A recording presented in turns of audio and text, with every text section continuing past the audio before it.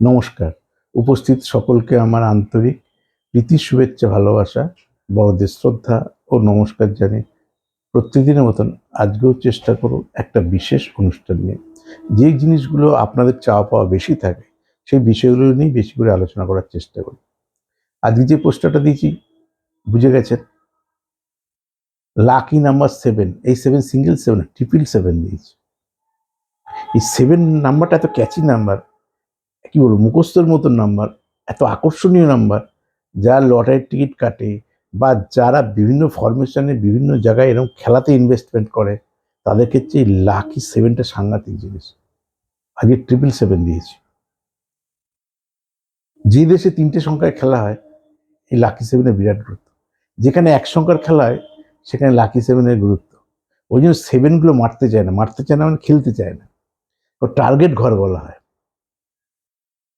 যেমন কোথাও এক সংখ্যার থাকলে 7 যদি হয়, তারপরে জোরালো নাম্বার হচ্ছে 0।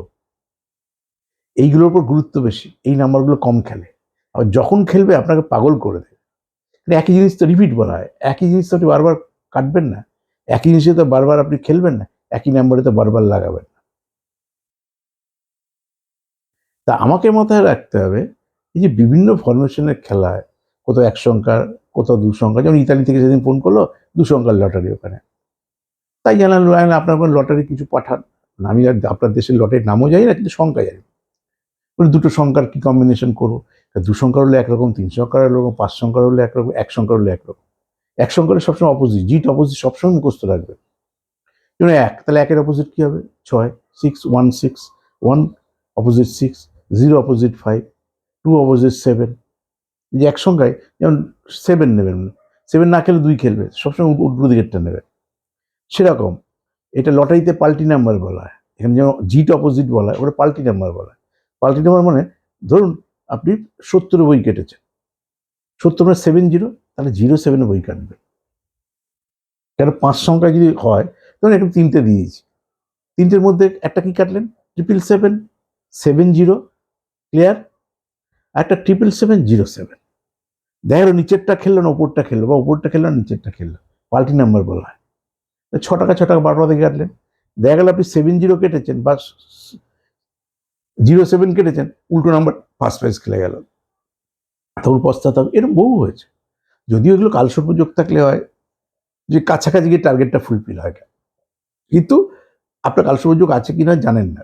কিন্তু বক্তব্য হচ্ছে সবসময় ঝুঁকিটা নিলে একই টিকিটাই বেশি কাটবো না। আমি 30 টাকা টিকিট কেটে জিট অপোজিট নেবো, এখানে 30 টাকা নিলাম, ওখানে আরো 30 টাকা নিলাম, রিক্সা থাকবে না। যার জন্য এক সংখ্যায়, 2 সংখ্যায়, ধরুন 21, 21 ঘুরিয়ে নেবেন, ওটা 12। এই যে 777 বললাম, যেখানে 3 সংখ্যার, এটা সব থেকে ভালো নাম্বার। সেখানে জিটা অপোজিট থাকে, তা 777, 222 কাটবে, যে হয় এদিকে খেলবে নয় এদিকে খেলবে।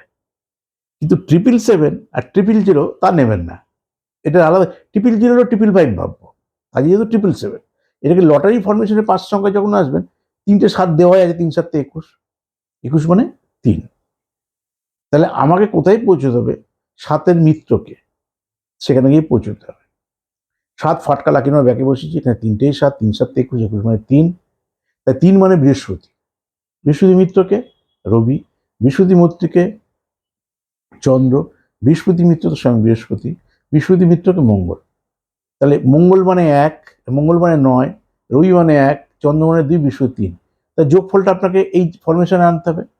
যদি 9 করতে হয়, তাহলে আমার দুটো নাম্বার পড়ে থাকলো, তাই আমি 07 নিতে পারি, 27 নিতে পারি, 72 নিতে পারি। এবার আমি 9 না, আমি 1 বানাবো। তো আমার হয়েই আছে 6, 6-এর সঙ্গে কত যোগ করলে আমার 1 আসবে? 6-এর সঙ্গে 4 যোগ করলে 1 আসতে পারে, 6 4 10। 6-এর সঙ্গে যদি আমি 4টাকে কিভাবে ভাঙবো? 2 2 করতে পারি, 1 2 করতে, 1 3 করতে পারি, 1 4 করতে পারি। যে যেভাবে আমাকে আনতে হবে, 4 পড়ে রয়েছে, দুটো সংখ্যার মধ্যে, ঘরের মধ্যে 4 ফেলতে হবে। 2 2, 1 4, 1 3, 3 1, তোমাকে পাল্টি নেবেন সবসময়। 13 31, কোথাও নিলেন 21 12, কোথাও নিলেন 11, তার জন্য 11 মিডলে খুব খেলে, 11 11, 12 12, এগুলো খুব খেলে দেখবেন। এই প্রবণতাগুলোকে মাঝে মাঝে মাথায় রাখবেন। কিন্তু শেষ কথা হচ্ছে আপনার ভাগ্যে না থাকলে হবে না। লাকি সেভেন শব্দে কথাটা আছে, কিন্তু ভক্ত আপনার ভাগ্যে হবে কি, যে সত্যি আপনার ভাগ্যে আছে কিনা সেটা জানতে গেলে আপনার জন্ম তারিখ, জন্মসাল, জন্ম সময় আর হাতের দুটো ছবি পাঠাতে হবে বিচার করাতে গেলে, আর নামের স্পেলিংটা। কারণ আপনার একটা নাম আছে, সেটা জেনে রাখুন না জেনে রাখুন, তার একটা স্পেলিং আছে 26 লিটারের মধ্যে আছে। বাবার নামে প্রথম অক্ষর আছে, মায়ের নামে প্রথম অক্ষর আছে, আপনি কত নম্বর সন্তান আছে, তাতে পরিবারগত অবস্থা। এইবার সেটা দেখায় হাতে কি অবস্থায় আছে, সেটা যদি থাকে তাহলে সেটা তার ফাটকা লাকি নাম্বার হবে। এবার সেইটা হয়তো ছকে নিচস্ত আছে বা হাতে নিচস্ত আছে, তাহলে চলবে না। ওই কারণে যাদের জন্ম তারিখ থাকবে তার জন্ম তারিখ পাঠাবে, যদি না থাকে হাত পাঠাবে। চেম্বারে এলেও যা ভিজিট, অনলাইন একই ভিজিট। ঘরে বসে অনলাইনে পরিষেবা নিতে পারেন। মানুষ ঘরে বসে জ্যোতিষ শিখছে। দেখুন, আমার মাঝে মাঝে অনুষ্ঠান দেখবেন, এর আগে আমি বলি, ঘরে বসে জ্যোতিষ শিখুন, নিজের ভাগ্য নিজে করুন। এর থেকে মজার কিছু আছে, ভালোর কিছু আছে? আগে আমি 2001 সাল থেকে, যখন আমার 8টা স্কুল ছিল ওয়েস্টবেঙ্গলে, ছেলেমেয়েরা কত দূর দূর থেকে আসতো। এখন তো মানুষ ঘরে বসে, আপনি পৃথিবীর যে কোনো প্রান্তেই থাকুন, দেশের যে কোনো প্রান্তেই থাকুন, ঘরে বসে জ্যোতিষ শিখতে পারবেন খুব সহজ সরল বাংলা ভাষায়। ভাষাও জটিল হবে না। শুধু ভাগগুলো, আমি স্পেশালাইজেশন করবো, লটারির উপর শিখবো, নাকি আমি হায়ার স্টাডির উপর শিখবো, নাকি আমি শেয়ার মার্কেটের উপর শিখবো, এই 2-3টে ফরমেশন রেখেছি। নাকি জেনারেল শিখবো, আমার কিছুই জানি না, আমার কোনো বেসিক ধারণা নেই, তাহলে আগে 3 মাসে একটা শর্ট কোর্স করে নেবো।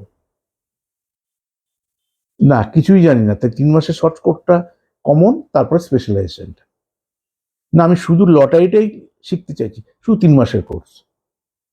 ঠিক সেরকম ঘরে বসে জ্যোতিষ শিখুন, নিজের ভাগ্য নিজে করুন। আর এই ইউটিউব চ্যানেল শ্রী বিজ্ঞান মোটিভেশন, চ্যানেলটা সাবস্ক্রাইব করুন, লাইক করুন, ফলো করুন, প্রিয়জনদের সঙ্গে শেয়ার করুন। আমি শ্রী বিজ্ঞানাদি আপনার সঙ্গে ছিলাম, আছি, থাকবো। নমস্কার।